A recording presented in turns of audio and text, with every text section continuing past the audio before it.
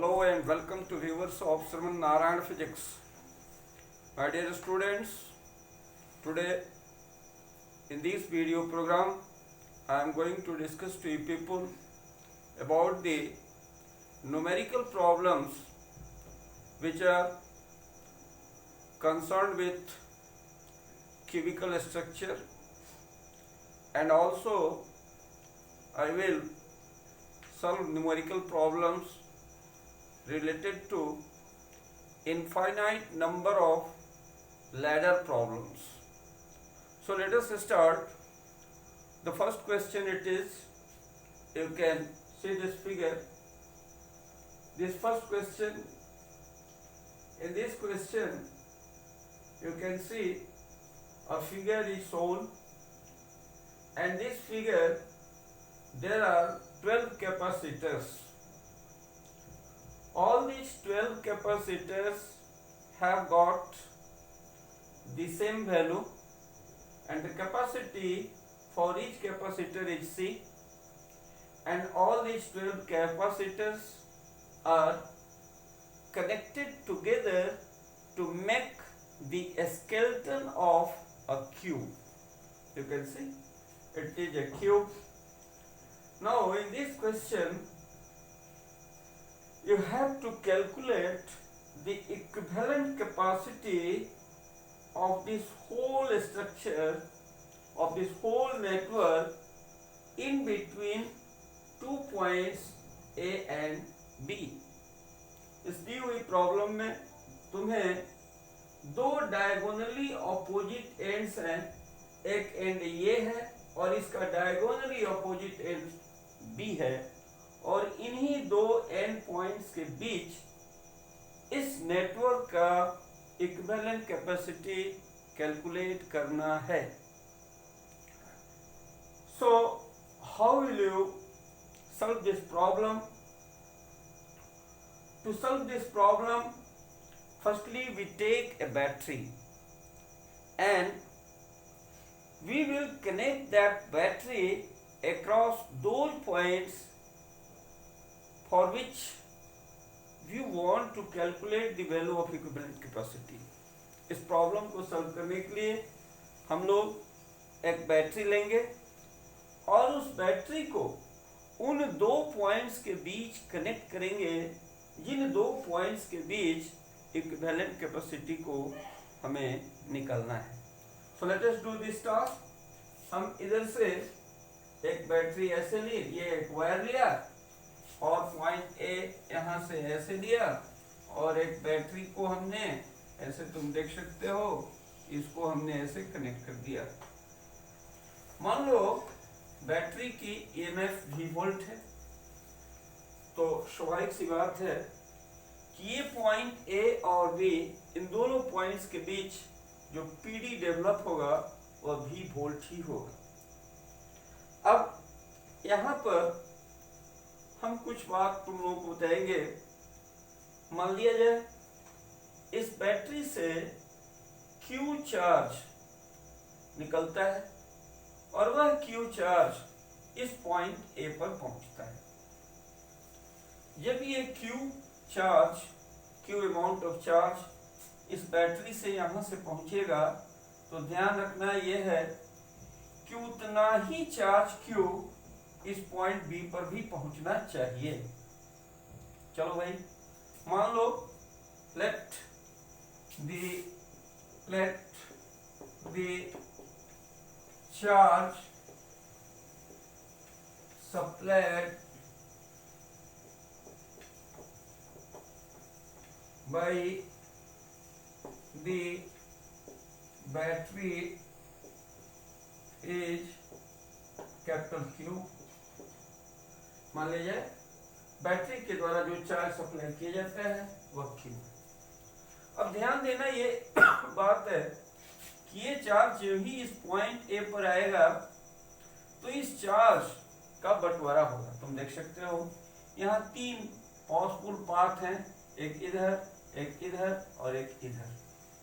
स्वाभाविक सी बात है कि यह जो चार्ज है Q, इस चार्ज Q का तीनों ही डायरेक्शन में बंटवारा होगा और इन तीनों कैपेसिटर के द्वारा चार्ज जो है डिपॉजिट किया जाएगा। अब तुम्हारे दिमाग में यह प्रश्न पैदा हो सकता है कि भाई कितना कितना चार्ज इन तीनों कैपेसिटर्स के द्वारा डिपॉजिट किया जाएगा। देखो, क्योंकि हर कैपेसिटर की कैपेसिटी सी है और सिमेट्री के चलते, फिगर की जो सिमेट्री है उसके चलते Q को अगर तीन भाग में हम बांटे तो हमें ये पता चलेगा कि यह जो कैपेसिटर है इस कैपेसिटर पर Q/3 चार्ज डिपॉजिट होगा, यह जो कैपेसिटर है इस पर Q/3 चार्ज होगा और यहाँ जो है इस कैपेसिटर पर भी Q/3 चार्ज ही डिपॉजिट होगा। अब दूसरी बात, हमको इस पॉइंट बी पर ध्यान देना है। जरा देखो, इस पॉइंट बी पर फिगर ऑफ सिमेट्री के चलते, क्योंकि यहां से इन तीनों कैपेसिटर से Q/3 चार्ज चला और ये पॉइंट बी जितना इधर से चार्ज चलेगा उतना ही, क्योंकि इन्हीं दो पॉइंट्स के बीच में हमको निकालना है, उतना ही चार्ज यहाँ पहुंचना चाहिए। और यदि उतना ही चार्ज पहुंचना चाहिए तो सीधा सा मतलब है कि ये पॉइंट पी पर बी जो है यहाँ से तीन रास्ते ऐसे गुजर रहे हैं। इसका मतलब कि इस पॉइंट बी पर ये जो तीन कैपेसिटर लगे हैं, इन तीन कैपेसिटर के द्वारा जो डिपॉजिट चार्ज होगा और भी कितना होगा, Q/3। ये इस कैपेसिटर, ये भी चार्ज कितना डिपॉजिट करेगा, Q/3। तो इस तरह से 1, 2 और ये 3 और इधर 3, 3, 3, 6 यानी 6 कैपेसिटर के पॉजिटिव प्लेट पर कितना चार्ज होगा ये हमको मालूम हो गई। क्योंकि टोटल कैपेसिटर की संख्या है 12 और 6 कैपेसिटर के लिए हमें जानकारी मिल गई। अब रिमेनिंग 6 कैपेसिटर पर कितना चार्ज डिपॉजिट होगा इसको हम लोग ध्यान से समझने की कोशिश करें। देखो बालक, ये Q/3 मान लो यहाँ पर आया है तो इससे दो रास्ते हैं, एक रास्ता ये और दूसरा रास्ता ये दोनों ही रास्ते में दो कैपेसिटर, दोनों की वैल्यू सेम है। तो Q/3 को अगर दो भाग में बांटोगे तो इसका मतलब है कि यह जो कैपेसिटर होगा इस पर भी Q/6 और यह जो कैपेसिटर है इस पर भी Q/6 होगा। बिल्कुल ही उसी अंदाज में अब जितने मार्ग में कैपेसिटर है सब पर फिगर ऑफ सिमेट्री के चलते same amount of charge deposit होगा। यानी यह जो कैपेसिटर है इसके भी पॉजिटिवली चार्ज प्लेट पर Q/6, यहाँ जो है इस कैपेसिटर इस पर भी Q/6, यह जो कैपेसिटर है इस पर भी Q/6। देख सकते हो सारे कैपेसिटर के लिए हमारा जो कैलकुलेशन है तो बिल्कुल ही सही हो गया। जरा देखो, ये कैपेसिटर इस कैपेसिटर के लिए भी कितना होगा, Q/6 सब पर हो गया। सारे कैपेसिटर पर कितने कितने चार्ज डिपॉजिट हुए ये हमें मालूम पड़ गया। और जब ये बात हमें जानकारी हो गई तो अब हम मान लिया है कि बैटरी की सप्लाई वोल्टेज भी है। इसका मतलब कि ये पॉइंट ए और बी, इन दोनों के बीच की जो पोटेंशियल डिफरेंस होगा वह भी वोल्ट ही होगा। इसका मतलब ये हुआ कि हम लिख सकते हैं VAB, यानी ए और बी दोनों पॉइंट्स के बीच की पोटेंशियल डिफरेंस। अब देखो हम स्टार्ट करते हैं, क्योंकि पॉइंट जो मार्क है ए, ई, बी और बी, तो VAB बराबर हम लिखते हैं VA minus VE plus E और D, यानी हम लिखेंगे VE माइनस VD और एट द लास्ट D और B पॉइंट के बीच हम लिखेंगे VD माइनस VB। देखो अब देखना है, तुम जानते हो potential difference is equal to charge divided by capacity. देखो जरा ए और ई, ये दोनों पॉइंट्स ए और ई हैं। तो ए और ई के बीच जो पीडी डेवलप होगा वह बराबर क्या होगा, इस कैपेसिटर पर कितना चार्ज है, तो ये चार्ज है Q/3। कैपेसिटी कितनी है C, क्योंकि पीडी बराबर पीवी इक्वल टू Q/C होता है। उसी तरह से अगर हम V माइनस VD की बात करें तो देखो कितना होगा चार्ज भाई, Q/6। हम लिखेंगे Q/6 डिवाइडेड बाई इसकी कैपेसिटी कितनी है C है, प्लस अब देखो हम VD माइनस VB की बात कर रहे हैं, ये पॉइंट D और ये इन दोनों के बीच जो PD होगा वह बराबर क्या होगा, charge divided by capacity. Charge कितना है Q/3 है और कैपेसिटी कितनी है C है। अब इसको हम लोग ऐसा करें कि VAB, यहां से देखो VAB ये बराबर हो गया तुम्हारा कितना, Q/3/C, Q/3 that is Q/3C plus Q/6C plus Q/3C। अब इसका हम लोग एलसीएम लें, ये होगा 6C और ये होगा कितना 2Q plus 1Q plus 2Q, यानी कितना हुआ 2, 2, 4 और 1, 5 to get 5Q divided by 6C। यानी जो पोटेंशियल डिफरेंस हुआ A और B इन दोनों पॉइंट के बीच VAB, यह वैल्यू हुआ 5Q/6C। अब तुम्हें इक्विवेलेंट कैपेसिटी निकालना है, तो मान लो कि इक्विवेलेंट कैपेसिटी CEQ से डिनोट करते हैं, तो C बराबर क्या होता है, C is equal to charge divided by potential difference. तो भाई हमने चार्ज जो दिया है वह तो Q दिया है बैटरी से, यानी टोटल चार्ज तो Q है, और V की वैल्यू कितना लिखोगे 5Q डिवाइडेड बाई 6C, यानी ये वैल्यू आ जाएगा Q divided by 5Q/6C, that is Q into 6C divided by 5Q। अब देखो ये Q कट गया और इस तरह से हमें आंसर जो मिला 6C/5। This is your answer. इस तरह से हम ये कहेंगे कि इसकी इक्विवेलेंट कैपेसिटी की वैल्यू 6C/5 आएगी।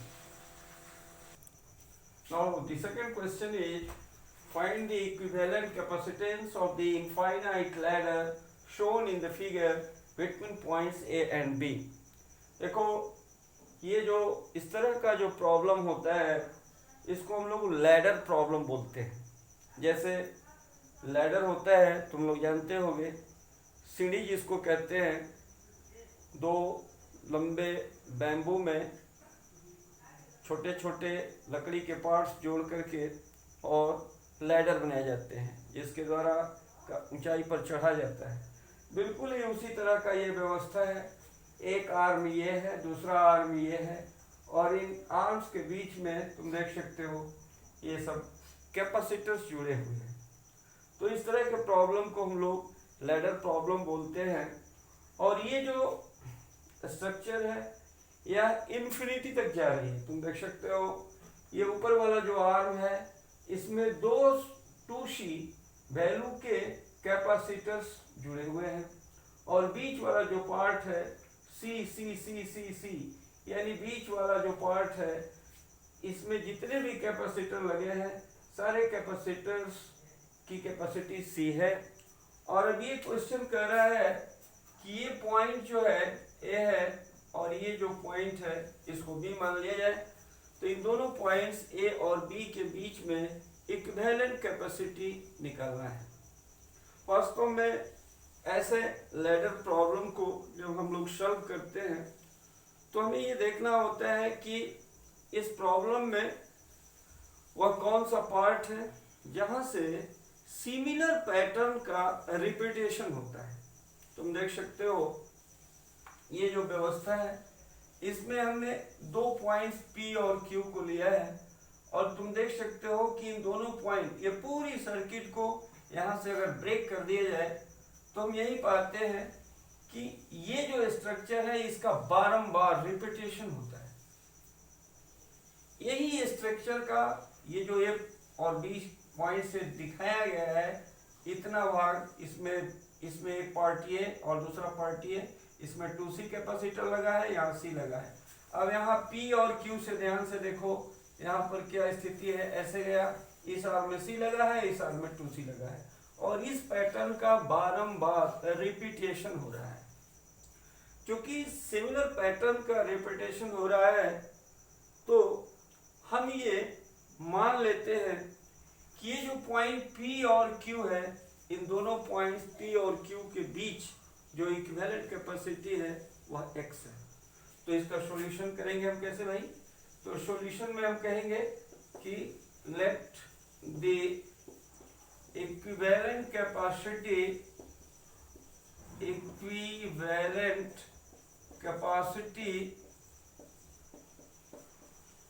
between points P and Q is X। मान लिया। अब जब ये तुम मान लिए कि ये पॉइंट P और Q के बीच की इक्विवेलेंट कैपेसिटी X है, तो अब हम लोग क्या करते हैं कि इसको हम लोग रिमूव करते हैं।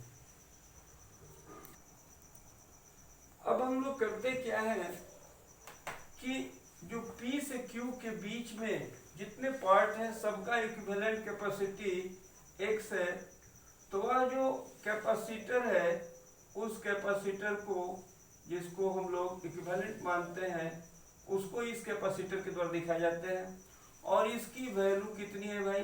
X है। ध्यान से देखो। अब देखो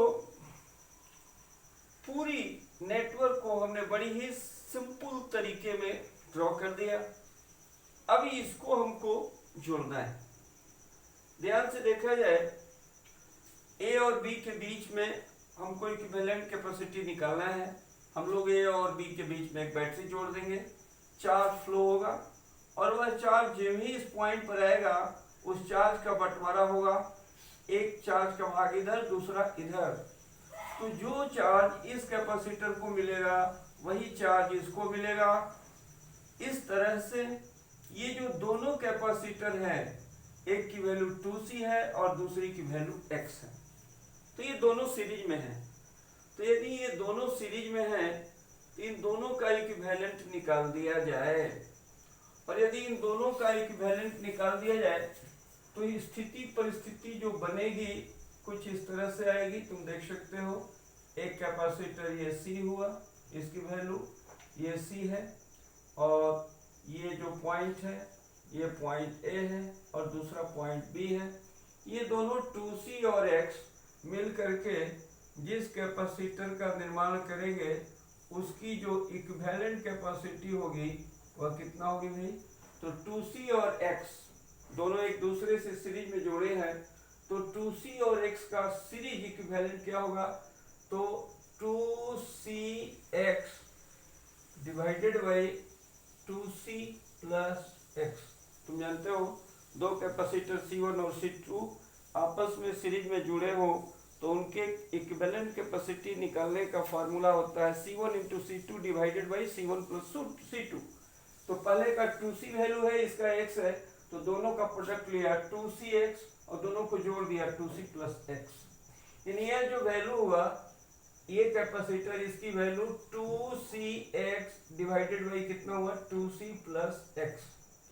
अब देखो स्पष्ट है कि ये दोनों कैपेसिटर एक दूसरे के पैरेलल में जुड़े हैं और जब दोनों पैरेलल में जुड़े हैं तो इन दोनों का जब हम इक्विवेलेंट निकालेंगे तो वह कितने के बराबर होना चाहिए? वह x के ही बराबर आएगा, क्योंकि यह बात ठीक उसी तरह से है कि एक बहुत छोटा सा P और Q के बीच में दो कैपेसिटर है, और चूंकि सिमिलर टाइप का स्ट्रक्चर का रिपीटेशन हो रहा है, तो संपूर्ण वैल्यू में इन दो कैपेसिटर को जोड़ा जाए तो उसके इक्विवेलेंट पर कोई असर पड़ता उड़ता नहीं है।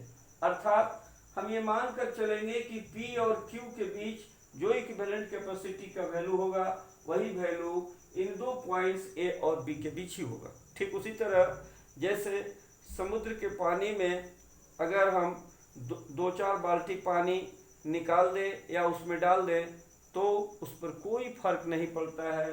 बिल्कुल ही उसी तरह से अगर हम इस पूरे पार्ट में इन दो कैपेसिटर को जोड़ दें तो इनके इक्विवेलेंट कैपेसिटी पर कोई असर नहीं पड़ेगा। So let us see here, ये C और 2CX आपस में चूंकि सीरीज में जोड़े हुए हैं तो इनका इक्विवेलेंट जो होगा C इक्विवेलेंट, सीधी सी बात है, ये पैरेलल में है तो सीधा सीधी जोड़ देना है, C plus 2CX divided by 2C plus X, और ये कुल वैल्यू कितने के बराबर होगा, X होगा। अब हम इसे आसानी से सॉल्व कर सकते हैं, यानी ये वैल्यू तुम्हें मिल जाएगा कितना भाई, तो ये C जो होगा बराबर होगा, इसको उधर भेज दें, X minus 2CX divided by 2C plus X, और इस तरह से हम इसको सॉल्व करेंगे तो हमें यहाँ एलसीएम लेना होगा, ये होगा 2C प्लस X, और इसमें x से मल्टीप्लाई कर दें तो मिलेगा 2CX और प्लस x स्क्वायर, और माइनस कितना होगा यहाँ देखो, इसमें करेंगे तो ये 2CX मिलेगा, देख सकते हो। अब ये माइनस 2CX और प्लस 2CX कैंसिल हुआ। इस तरह से हमें जो रिजल्ट मिला वो क्या मिला, हमें मिला C इज इक्वल टू कितना, x square divided by 2C plus x। अब इसको हम लोग सॉल्व करें पूरा, दिस इम्प्लाइज, इसको तोड़ोगे 2C square plus CX is equal to x square.